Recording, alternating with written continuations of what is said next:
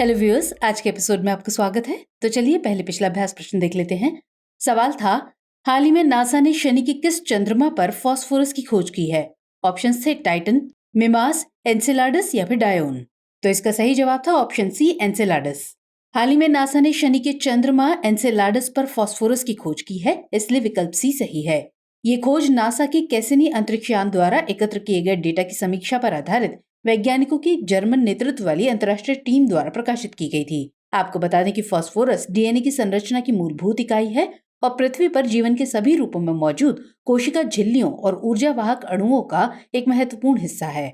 वैज्ञानिकों ने पहले एनसेलाडस के बर्फ के दानों में खनिज और कार्बनिक यौगिक की खोज की थी। इस नई खोज ने एनसेलाडस को पृथ्वी से परे सौर मंडल में एक रहने योग्य जगह के रूप में एक संभावित विकल्प बना दिया है। आपको बताते चले कि एनसेलाडस शनि के 146 ज्ञात प्राकृतिक उपग्रहों में छठा सबसे बड़ा उपग्रह है। चलिए आज का पहला सवाल देखते हैं।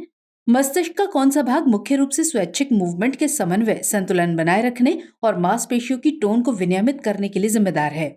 सेरिबेलम, सेरिब्रम, ब्रेनस्टेम या फिर हाइपोथैलेमस? तो सही जवाब है ऑप्शन ए, सेरिबेलम। हाल ही में कनाडा के टोरंटो में रॉटमैन रिसर्च इंस्टीट्यूट और सनीब्रुक अस्पताल के अध्ययन के मुताबिक कोविड हमारे मस्तिष्क में परिवर्तन ला सकता है। मानव मस्तिष्क का सेरिबेलम अन्य मस्तिष्क क्षेत्रों की तुलना में कोविड संक्रमणों के प्रति अधिक संवेदनशील है। आपको बताते चले कि सेरिबेलम या छोटा मस्तिष्क एक संरचना है जो मस्तिष्क के पीछे स्थित होती है। ये मानव मस्तिष्क में एक महत्वपूर्ण घटक है क्योंकि ये मूवमेंट, विनियमन और संतुलन नियंत्रण में भूमिका निभाता है। इसी के साथ ही मांसपेशियों की टोन को विनियमित करने के लिए भी जिम्मेदार है, इसलिए विकल्प ए सही है। अगला प्रश्न, विश्व मरुस्थलीकरण और सूखा रोकथाम दिवस के संबंध में निम्नलिखित कथनों पर विचार कीजिए। पहला कथन, यह हर साल 17 जून को मनाया जाता है। और दूसरा कथन, वर्ष 2023 का विषय उसकी भूमि उसका अधिकार है। उपर्युक्त कथनों में से कौन सा या कौन से कथन सही है या सही है? केवल एक, केवल दो, एक और दो दोनों या फिर ना तो एक और ना ही दो? तो सही जवाब है ऑप्शन सी, एक और दो दोनों। हाल ही में विश्व मरुस्थलीकरण और सूखा रोकथाम दिवस मनाया गया। आपको बता दें कि ये दिवस 17 जून को दुनिया भर में मरुस्थलीकरण और सूखे का मुकाबला करने के लिए मनाया जाता है, इसलिए कथन एक सही है।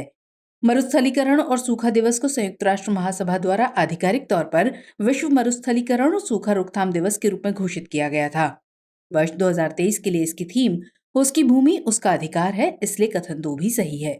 इस मुद्दे के बारे में सार्वजनिक जागरूकता को बढ़ावा देना, लोगों को ये बताना कि मरुस्थलीकरण और सूखे से प्रभावी ढंग से निपटा जा सकता है एवं इसका समाधान संभव है, और विशेष रूप से अफ्रीका में गंभीर सूखे और या मरुस्थलीकरण का सामना कर रहे देशों में मरुस्थलीकरण से निपटने के लिए संयुक्त राष्ट्र सम्मेलन के कार्यान्वयन को मजबूत करना। तो इस प्रकार विकल्प सी सही उत्तर है। अगला प्रश्न, ये एक प्राकृतिक मेहराब है जो जुरासिक युग में बना और लगभग 184 से 160 मिलियन वर्ष पुराना है। इसका आकार अंडाकार है जिसका आधार 30 मीटर लंबा है और ये 12 मीटर ऊंचा है। इसका प्राकृतिक चाप और इसके आसपास का क्षेत्र विभिन्न प्राथमिक तलछटी संरचनाओं से बना हुआ है। उपर्युक्त अनुच्छेद भारत के किस प्राकृतिक मेहराब स्थल के बारे में बात करता है? तिरुमाला हिल्स, सुंदरगढ़, नील द्वीप या फिर रामनगर? तो सही जवाब है ऑप्शन बी, सुंदरगढ़।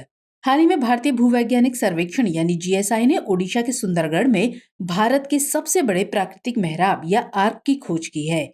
इसी क्रम में जीएसआई की राज्य इकाई ने सुंदरगढ़ वन प्रभाग की कनिका रेंज में इस प्राकृतिक आर्क को भू विरासत स्थल या जियो हेरिटेज टैग घोषित करने का प्रस्ताव दिया है।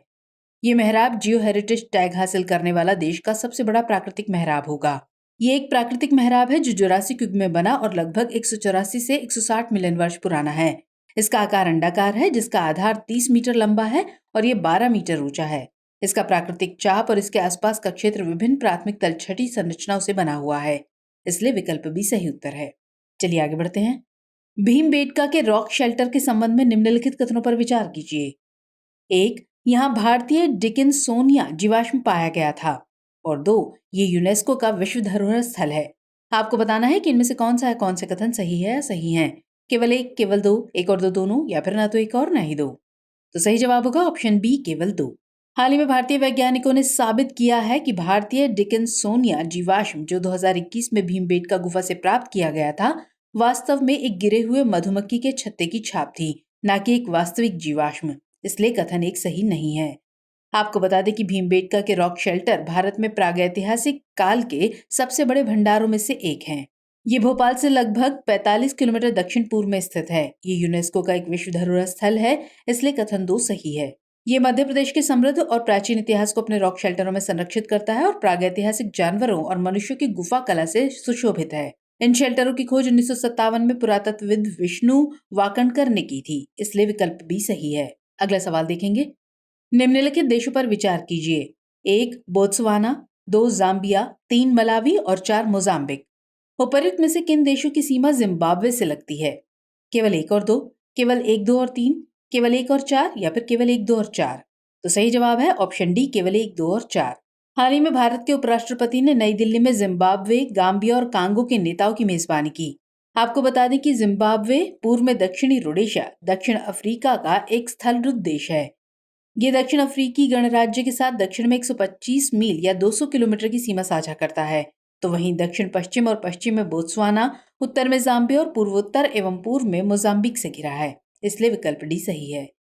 इसके अलावा गाम्बिया या आधिकारिक तौर पर गाम्बिया गणराज्य पश्चिम अफ्रीका का एक देश है। तो वहीं कांगो लोकतांत्रिक गणराज्य या डीआरसी मध्य अफ्रीका का एक देश है। इसे पहले जायरे के नाम से जाना जाता था और अब कांगो किंशासा के नाम से भी जाना जाता है। Next question. दुग्ध संकलन साथी ऐप किसके द्वारा लॉन्च किया गया है? उपभोक्ता मामले, खाद्य और सार्वजनिक वितरण मंत्रालय, खाद्य प्रसंस्करण उद्योग मंत्रालय, भारी उद्योग मंत्रालय या फिर मत्स्य पालन, पशुपालन और डेयरी मंत्रालय? तो सही जवाब है ऑप्शन सी, भारी उद्योग मंत्रालय। हाल ही में केंद्रीय भारी उद्योग मंत्री ने भारतीय डेयरी उद्योग को बदलने के लिए दुग्ध संकल्प साथी मोबाइल ऐप लॉन्च किया है, इसलिए विकल्प सी सही है। इस ऐप का उद्देश्य दुग्ध की गुणवत्ता में सुधार करना और हितधारकों के बीच पारदर्शिता को बढ़ावा देना है। ये app Rajasthan electronics and instruments limited या REIL द्वारा डिजाइन और विकसित किया गया है। आपको बता दें कि Rajasthan electronics and instruments limited या REIL भारी उद्योग मंत्रालय के तहत एक मिनीरत्न केंद्रीय सार्वजनिक क्षेत्र का उद्यम है। चलिए next question. Food outlook report 2023 किसके द्वारा जारी की जाती है? खाद्य एवं कृषि संगठन, हेफर इंटरनेशनल, अंतर्राष्ट्रीय कृषि कोष या फिर विश्व स्वास्थ्य संगठन? तो जवाब होगा ऑप्शन ए, खाद्य एवं कृषि संगठन। हाल ही में संयुक्त राष्ट्र के खाद्य और कृषि संगठन द्वारा फूड आउटलुक रिपोर्ट प्रकाशित की गई, इसलिए विकल्प ए सही है। ये वैश्विक खाद्य बाजारों पर एक द्विवार्षिक रिपोर्ट है। ये रिपोर्ट सबसे बुनियादी खाद्य पदार्थों में संभावित उत्पादन बढ़ने की ओर इशारा करती है, लेकिन नाजुक मांग आपूर्ति संतुलन अधिक व्यवधानों के लिए बहुत कम जगह देता है। इसका अनुमान है कि वैश्विक खाद्य बिल 2023 में बढ़कर 1.98 ट्रिलियन अमेरिकी डॉलर हो जाएगा, जो 2022 से 1.5% अधिक है। इसके मुताबिक अल्प विकसित देशों द्वारा खाद्य आयात में इस साल गिरावट आने की उम्मीद है। हालांकि उन्नत अर्थव्यवस्थाओं द्वारा आयात का विस्तार जारी है और वैश्विक बिल इस वर्ष एक नए रिकॉर्ड तक पहुंच सकता है। चलिए next question. Duck billed dinosaur के संबंध में निम्नलिखित कथनों पर विचार कीजिए। पहला कथन, इसके जीवाश्म ब्राजील में मिले हैं। दूसरा कथन, ये एक शाकाहारी प्रजाति थी। और तीसरा कथन, इसे गोनकोकेन नानोई नाम दिया गया है। आपको बताना है कि इनमें से कितने कथन सही हैं। केवल 1, केवल 2, सभी 3 या फिर कोई नहीं? तो इसका सही जवाब होगा ऑप्शन बी, केवल 2। हाल ही में वर्ष 2013 में चिली में खोजे गए डायनासोर की एक प्रजाति के अवशेष समाचारों में देखे गए, इसलिए कथन एक सही नहीं है। इस प्रजाति को डकबिल डायनासोर कहा गया है, जिसकी लंबाई 4 मीटर और वजन 1 टन था। ये प्रजाति चिली पैटागोनिया के दक्षिण में 72 मिलियन वर्ष पहले रहती थी। डकबिल डायनासोर डायनासोर की एक शाकाहारी प्रजाति है, इसलिए कथन 2 सही है। इस नई डायनासोर प्रजाति का नाम गोनकोकेन नानोई है, जो हाइड्रोसौर के पैतृक वंश से संबंधित है, इसलिए कथन 3 सही है। गोनकोकेन नाम तेहुलेचे भाषा से आया है, जिसका अर्थ है जंगली बतख या हंस के समान। इस प्रकार केवल 2 कथन ही सही हैं, इसलिए विकल्प बी सही उत्तर है। चलिए आगे बढ़ेंगे। हेट स्पीच का मुकाबला करने के लिए अंतर्राष्ट्रीय दिवस कब मनाया जाता है? 17 जून को, 18 जून को, 19 जून को या फिर 20 जून को? तो जवाब होगा ऑप्शन बी, 18 जून। हाल ही में हेट स्पीच का मुकाबला करने के लिए अंतर्राष्ट्रीय दिवस मनाया गया। आपको बता दें कि अंतर्राष्ट्रीय दिवस हर साल 18 जून को मनाया जाता है, इसलिए विकल्प भी सही है। जुलाई 2021 में संयुक्त राष्ट्र महासभा ने हेट स्पीच का मुकाबला करने में अंतर्धार्मिक एवं अंतर सांस्कृतिक संवाद और सहिष्णुता को बढ़ावा देने पर एक संकल्प अपनाया। ये संकल्प भेदभाव, जेनोफोबिया और हेट स्पीच का मुकाबला करने की आवश्यकता को पहचानता है। ये महत्वपूर्ण दिन हेट स्पीच पर संयुक्त राष्ट्र की रणनीति और कार्य योजना पर आधारित है, जिसे 18 जून 2019 को लॉन्च किया गया था। आपको बताते चले कि हेट स्पीच सामान्य तौर पर उन शब्दों को संदर्भित करता है जिनका इरादा किसी विशेष समूह के प्रति घृणा पैदा करना है। Next question. मंकी पॉक्स के संबंध में निम्नलिखित कथनों पर विचार कीजिए। 1, ये एक वायरस के कारण होता है। और 2, इसे पहली बार 1958 में डेनमार्क में खोजा गया था। उपरोक्त में से कौन सा है, कौन से कथन सही है, सही है? ए केवल 1, बी केवल 2, सी 1 और 2 दोनों या फिर डी ना तो 1 और ना ही 2। तो इसका सही जवाब होगा ऑप्शन सी 1 और 2 दोनों। हाल ही में कुछ देशों में विशेष रूप से दक्षिण पूर्व एशिया और पश्चिमी प्रशांत क्षेत्र में मंकी पॉक्स के रिपोर्ट किए गए मामलों में वृद्धि हुई है। मंकी पॉक्स एक वायरल बीमारी है जो कि चेचक या चिकन पॉक्स के समान दिखाई देती है। ये किसी संक्रमित व्यक्ति या जानवर के निकट संपर्क के माध्यम से या वायरस से दूषित सामग्री के माध्यम से मनुष्यों में फैल सकती है, इसलिए कथन एक सही है। मंकी पॉक्स वायरस की खोज 1958 में डेनमार्क में शोध के लिए रखे गए बंदरों में हुई थी, इसलिए कथन 2 सही है। इसका पहला रिपोर्ट किया गया मानव मामला 1970 में कांगो लोकतांत्रिक गणराज्य के 9 महीने के एक लड़के में देखा गया था, इसलिए विकल्प सी सही उत्तर है। चलिए अब नोट कर लीजिए आज का अभ्यास प्रश्न। हाल ही में समाचारों में देखा गया सोल ऑफ स्टील चैलेंज किसकी संयुक्त पहल है? ए भारतीय सेना और भूमि युद्ध अध्ययन केंद्र यानी CLAWS, बी भारतीय वायुसेना और नागरिक समाज केंद्र यानी CCS, सी भारतीय नौसेना और रक्षा अध्ययन और विश्लेषण संस्थान यानी IDSA, या फिर डी भारतीय सेना और कॉन्कर लैंड एयर वाटर यानी CLAW ग्लोबल। तो सवाल का जवाब कमेंट सेक्शन में जरूर दीजिएगा। मुलाकात होगी अगले एपिसोड में, तब तक के लिए जय हिंद।